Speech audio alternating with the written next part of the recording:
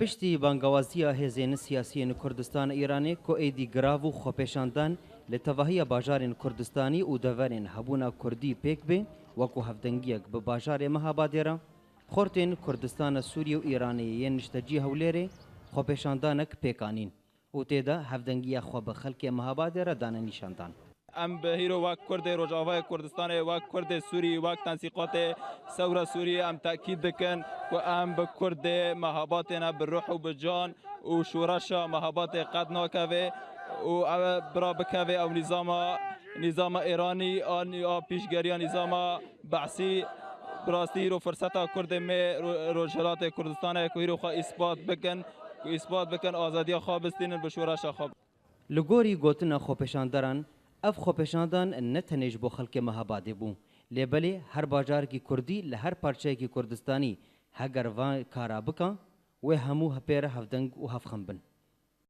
بێگومان گەلی ڕۆژاوە ئەوڕۆ لێرە کۆبوونەتەوە تا ئەوەی کە وەڵامی گەلی ڕۆژهەڵات بدەنەوە و تایبەتیش مەهاباد و پێیان بڵێن ئەو کاتێککە گەلی ڕۆژهەڵات لە تەواوی دەوەرەکان لە تەواوی شار و شارۆچکەکانی ڕۆژهەڵات لەسەر پێبوو بۆ پشتیوانیکردن لە شۆڕشی کۆبانی و هەروەها شنگال ئەوڕۆ ئەو وەڵامی خۆی ڕۆژهەڵات وەردەگرێتەوە خەڵکی ڕۆژاوە ئەوڕۆ زۆر سپاسیان دەکەم خوشکبرانی بەڕێزمان لە ڕۆژاوای کوردستانەوە کە لێرە ئامادە بوون بڤی ئاوایی gelek Kurd hêvî dikin ku êdî Kurdên Îranê jî wekû heman pêkhatên Rojhilatê Navîn şoreşeke millî û aştiyane pêk bînin û daxwaza mafên xwe bikin.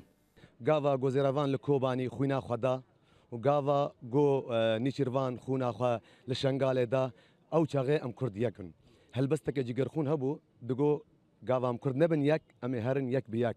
Em dixwazin hîro Kobanî pişta xwe bide Mehabatê Mehabat bê Hewlêrê Hewlêr biçe Amedê. Qadî Mihemed rakina serdarê Edamê jê pirsiyar kirin şûratê dawî çi bû got şûra min e dawî ne ji miletê min re şûra min e ji dawî ji we re ye ku qadiyek Mihemed mer lê hezaran jî wê bêne heyatê wê ew jî tarîqa min temam bikin nîdala min temam bikin wê ew jî şer bikin. Wekî din hêvî hene ku hineke raparînên millî êdî dubara li Îranê dest pê bikin û vê carê pêxistina wê ji bal Kurdên Îranê vebe.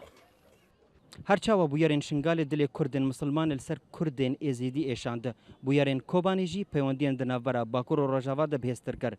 Şerê Kurdan û Daişê jî peywendiya di navbera Pêşmerge û YPG û hêzên serbaziyên Kurdî de bihêztir kir. Niha jî bûyerên Mehabadê hevdengiya her çar parçeyên Kurdistanê bi hevdû re bihêztir dike. Şêrwan Mella Ibrahîm Orient News Hewlêr.